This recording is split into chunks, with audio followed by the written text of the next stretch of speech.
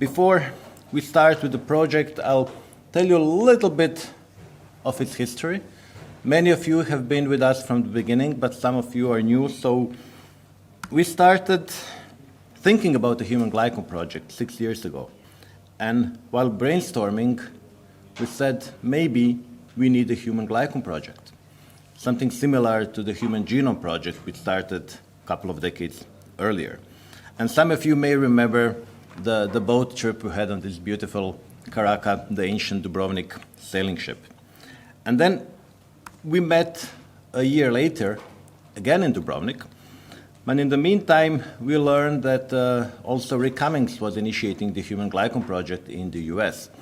So we didn't call it the Human Glycome project meeting, we called it the Human Glycome project initiative, so that we negotiate and merge the two projects into the one project, so we don't have the two Human Glycome projects. So this initiative met in May 2017 in parallel with the 12th General Glycobiology and Medicine Symposium. And then we managed to merge the projects. We created a single Human Glycome project, which officially had its first meeting again in Dubrovnik. So Dubrovnik is the birthplace of the Human Glycome project in October, together with a Glycome conference. So this was the first official, we have it even in the title of the program, the first Human Glycome project meeting. And at that point, we already had 33 individual projects, over 200 researchers joining forces to work together in the Human Glycome project. The second meeting, we changed location. We moved to Split, which is actually here we are again now. And some of you may also remember this nice boat trip and visit to the beautiful villa, which was a long time ago occupied by the former Yugoslav president Tito, so-called Tito's Villa, now Villa Dalmatia, which is one really beautiful spot on the Adriatic coast. And here we are again in Split for the third Human Glycome project meeting. We had a pandemic break, unfortunately. We didn't meet for 3 years, but I hope we'll continue meeting regularly in the future. So one of the reasons why we are here is this guy, the Emperor Diocletian, who ruled the Roman Empire for 21 years, between the 3rd and at the beginning of the 4th century. And he's actually the only Roman emperor who decided to retire. So he said, 21 years of ruling, that's enough. I'm going to retire, enjoy the rest of my years. And he decided to build a palace in the most beautiful part of the empire, where, by the way, he was born, so maybe he was a little bit subjective. But he decided to build this magnificent palace, which you can actually still see in the aerial photo of Split. So these are the walls. Well, this is the position of the walls of the original palace. Of course, the houses were rebuilt, but you can still see 3 corners of the palace. The fourth one was removed when the city was opened. And people who live here claim this is the most beautiful city in the world. It is a beautiful city. It's a nice place to be. And especially, you see, some of you were swimming on the 2nd of November in the Adriatic coast, which is not completely usual, but this year it was possible. So in the next few days, we'll be talking about glycans. You all know why are glycans important, but we'll also put this and all other presentations, for who of you agree, on the internet. So I'll make a short introduction about why glycans are important for people who might be watching this later. And there is a simple thing which we all know and which other people should also know, and this is that the majority of proteins are glycosylated. So protein is the polypeptide part plus the glycan part. This guy revolving in the middle, this is the most famous protein at the planet at the moment, as glycoprotein of the SARS-CoV-2 virus. And all this hairy on the surface, these are the glycans. If we talk about the cell membrane, this is the lipid bilayer that we learned in school is the cell membrane. This thick black coating, this is the glycocalyx on the surface of a cell. So the real functional biological membrane of a cell is the glycocalyx. Lipid bilayer is just a small part of it. Unfortunately, many scientists still study proteins and ignoring the glycans. So So the best analogy I can make is that if you do science on this poor little bird as a model bird, yes, you can do good science on that bird. You can study eyesight, you can study physiology, you can even study the walk of a bird.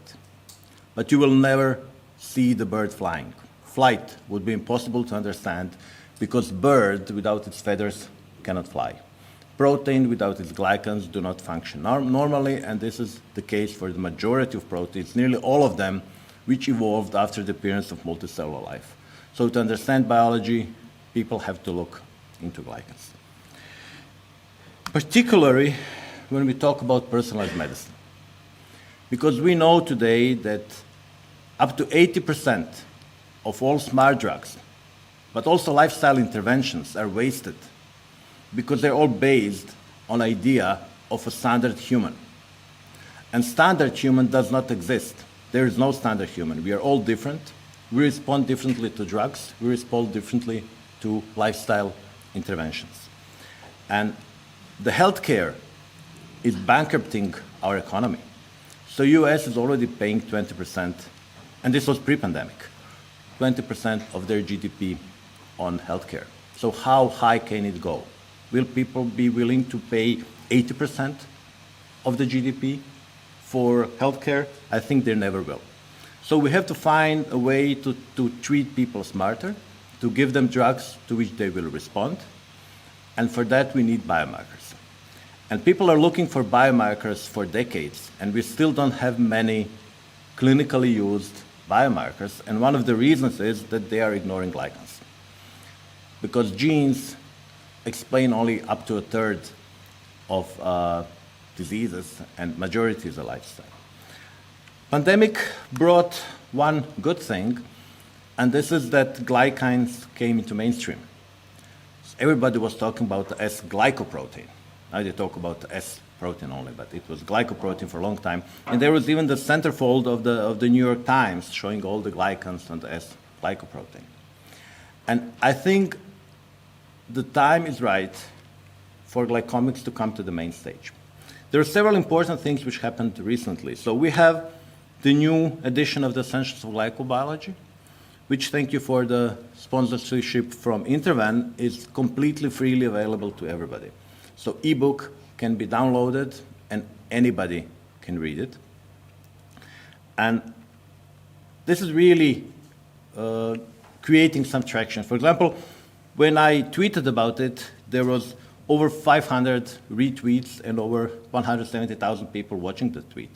When I put it on LinkedIn, there was nearly 270,000 people. So only me sharing it reached close to 450,000 people. So with all of us as a community sharing, it reached much more. So I think people can now get essential information about glycosylation, at least from that book. Also, we got a Nobel Prize in the field, first time in something we can call glycobiology. Unfortunately, the word glyco is not mentioned in the official explanation, but Caroline is always talking only about glycans when she talks about this prize.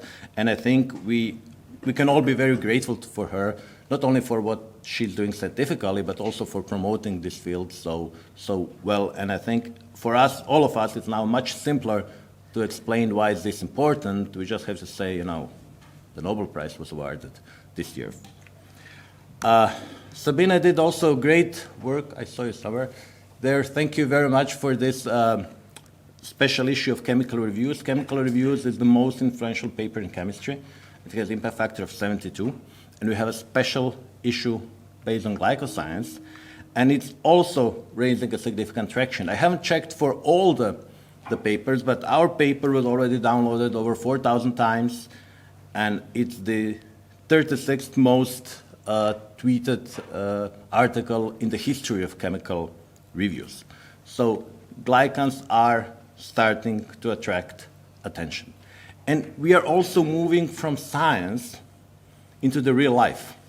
For example, our glycanage test is now leading navigator for the healthy aging. It has been featured in all major journals, including The Times, The Telegraph, several times in Forbes. It was nearly for a week the most read article in the Wall Street Journal, several times in the Daily Mail. So people are hearing about glycans. And the glycan age, from our perspective, is just the beginning. We are just launching meta age, meno age, cardio age. They are being called age because age is not a regulated thing. Age is not a disease. So nobody is regulating whether you are testing some kind of biomarkers of aging. Thanks to Interven, Klaus, somewhere here, I saw him, I believe him. Yeah. So we as a field are entering diagnostics for real. So now they already have 2 fully validated, available glycan biomarkers which can be used in the clinics, several others in the pipeline. So we finally bridged that threshold of entering both the clinics and the everyday lifestyle use. A couple of days ago, we were also awarded the ERC Synergy Grant, coordinated by Tom. Tom will come here on Friday, but Manfred is here, Salome is here. I am the 4th PI, so for the next 6 years, we'll have this nice ERC Synergy Grant, which is one of the most prestigious European grants, which is also bringing the visibility to the field. So when we go back to the idea of the Human Glycome Project, our mission is very simple: to define structures, understand functions of human glycoconjugates. It's a short sentence, which I believe still is an equivalent of putting man to the Mars. So if the Human Genome Project, when it was conceived in the 80s, was like putting man on the moon, I think our challenge is to put man to the Mars. Way more difficult, impossible at the moment, but we are making progress and eventually we will achieve it. So this is more or less enough of me talking. Now it's time to move to the science and to the fun part of this meeting.